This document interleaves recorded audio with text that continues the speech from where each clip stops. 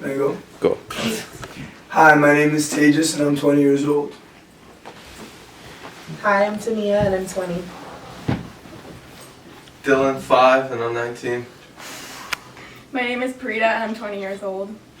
My name is Cav and I'm turning 22 next week. I'm gonna pose the first question to you guys just to get you started. Right now, how important is it to you that in the future you have a lot of money to your name? You'll be happy and comfortable, or is it like your goal to be very well off? It's confusing though, because like comfortable is like, you know, I want to have expensive food, you know. I don't want to eat the regular food that people are eating. And in a sense, most people nowadays, I guess I would be comfortable, but you have to be rich to eat these nice foods now. Like that kombucha, it was an expensive drink, and I want to be able to enjoy kombucha. I want to be able to enjoy expensive foods. Yes, obviously I think people want to be rich. Personally speaking, and as humbly as possible, I get where you're coming from. Expensive taste, I want to experience like high quality things, and just that doesn't even just stop at food, like travel, places to stay, things like that. But as of recently, my like biggest concern is making sure that like my kids don't have to like do a lot, so they're good. So I guess like there's that want to be rich for like own personal gain, but also like to make sure that like in the future my family is like okay. So, with myself, I think that I want to be well off. Like, I don't want to be comfortable. I want to have a lot of money. And the reason why I say that is because I feel like you gain, I don't want to use this word, so bear with me for a second, but you gain a lot of power in having a lot of money. I just want to be able to use that money to have the tools that I can use and utilize to help out other people. I feel like I want to do that on a massive scale because I know I'm capable of doing so.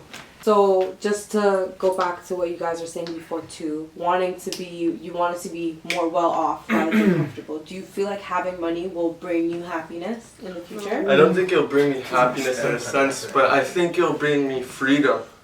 And freedom is something I really want in my life. So I'm a believer that money does not bring happiness. It's actually that if you follow your happiness, it'll bring you money because now you're of value to the society, right? We trade time for money, right? That's what jobs are. We trade time for money. And if you just traded your time to invest in your own, like in your own self, you'll be more valuable instead of acquiring a skill set or a resume to be a perfect employee, right?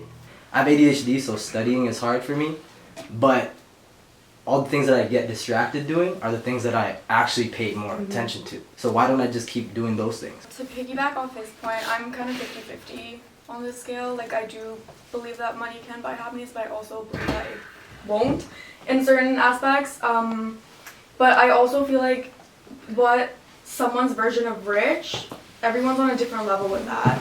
Like, my version of rich is being able to afford everything I want in my life and to be able to provide, and also still comfortably be able to donate to charities every month or help my community, stuff like that.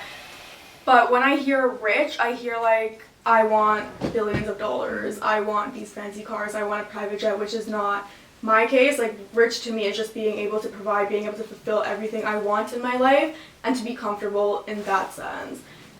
Being able to put food on the table, that's rich to me. You have a roof over your head, you're rich. It's honestly all in comparison is how I feel. My very subjective viewpoint is that if you choose the money over happiness, you'll just have a more comfortable place to be than happy. Do you feel like the way that our generation views money is dangerous? Do you feel like it's toxic? I don't think that's just our specific generation. I think that's been the thing for a long time. I think money's definitely been... Well, I mean, how do you really do a lot in this society without having money? So I think that it's natural to chase money because that's how we get a lot of things done. But I think we just need to make sure that we find a balance between what money can provide and whether it be like other things that make you happy, like relationships with people or your own personal success of what you like to do, like you were saying. I think there needs to be a balance, but I feel like that balance sucks right now, so maybe it's a caution, but I don't know if dangerous is the word, because in reality, like, you need money to do a lot of things. I think it's what everyone sees. Like, I'm looking around this room, it's all money. You know, that camera was money. This guy needs that camera to record. Mm-hmm. You know, like, it's everything we see, and then that just triggers a thing in our mind to have it or want it, you know? Speaking about how money and finances have kind of shaped our society, do you feel like men are like pressured to be more financially independent than women are, and do you feel like it's more of a pressure to be financially successful as a man as opposed to a woman? As a woman, I think for sure. I think there's a lot on guys to be like, cause like you hear a lot of like, oh, when like you're in a family, like the guy will provide for you and like all of that. I personally think that's a load, because in my family, my mom's the breadwinner.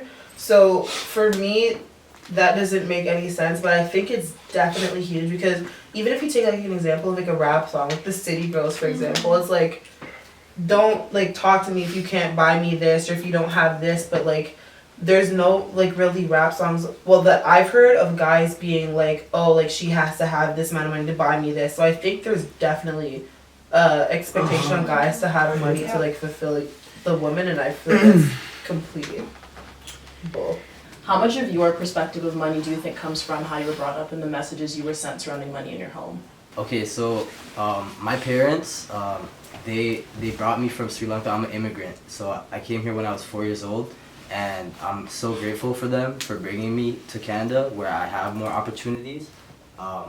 But I was actually speaking to my father the other day. I told him I respect him and I appreciate him, but he was just trying to tell me that, like, I was telling him that I want to drop out. By the way, I dropped out like yesterday, and ever since I dropped out, like, so many things have been happening that is just not a coincidence, right? And I feel like everything has been happening for a reason.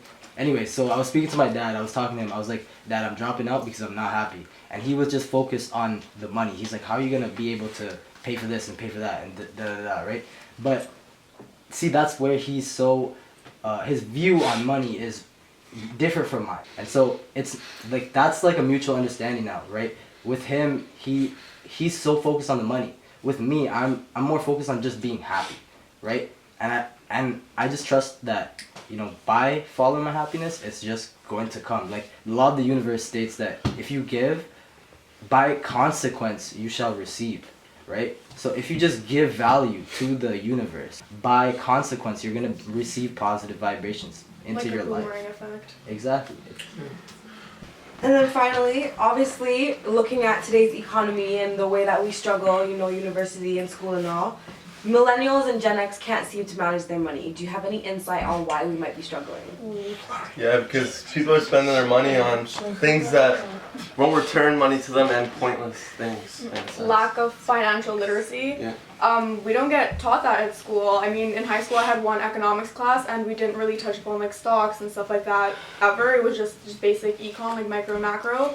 And even then, like, my dad had to teach me how to pay my taxes, and I did it for the first time this year, and it was just very, very stressful. It's just things that, these traits that should be taught in class, or like the basic things like how to bank, when you go to a teller, what do you say, or like how do you approach, if you have questions, how do you voice them so they understand what you're saying and they help you in the adequate way that you want to be helped.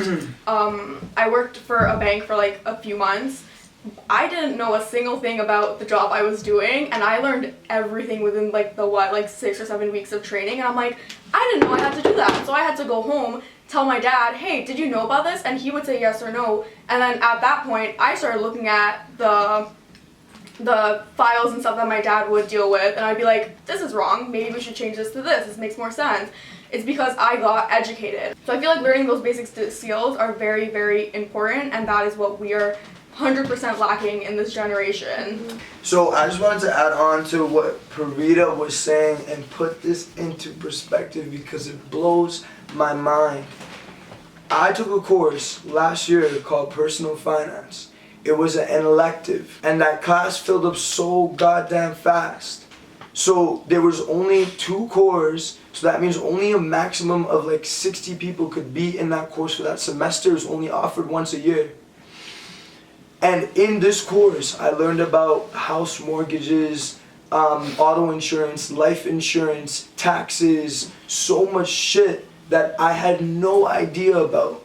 And I'm here in this class learning probably more that's beneficial to me than I have been in the past 3 years, which is insane to me because there are so many things that we don't know, and because of our ignorance we're suffering because of it. Personal finance needs to be more, it needs to be more prominent in schools. It needs to be mandatory, whether you're in commerce or whether you're in life sciences. And this goes off what you were saying too about like, did you have to work when you were a kid, right? Yeah, so when I was 10 years old, my parents said to me, they're like, Dylan, we're not buying you anything anymore. We're not buying you stuff only if you need it.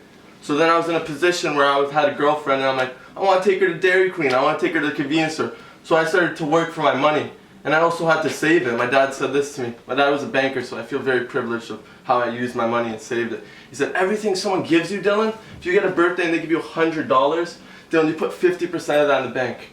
When you're making all this money that you're going to make, you put 10% of it away. Everything you make, 10% put in a shoebox, 10% put in a shoebox. 10% is nothing, but it really does add up. So I've been doing that since I've been 10 years old.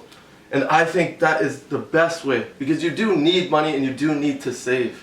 And I just think that would really benefit a lot of people in their life. I think my little final point about being better with your money is definitely mindset. Understanding that long-term things are probably more fulfilling than the short-term things. For example, I'm a really big shoe fanatic, and I have problems in terms of, should I wait and save my money or should I buy a pair of shoes? And more of the time I buy the pair of shoes, and at the end of the day when I need the $200 something, it's not there.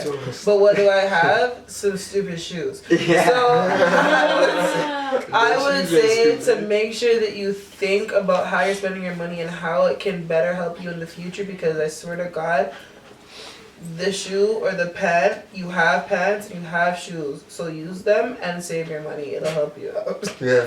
I'm about to go return these, okay?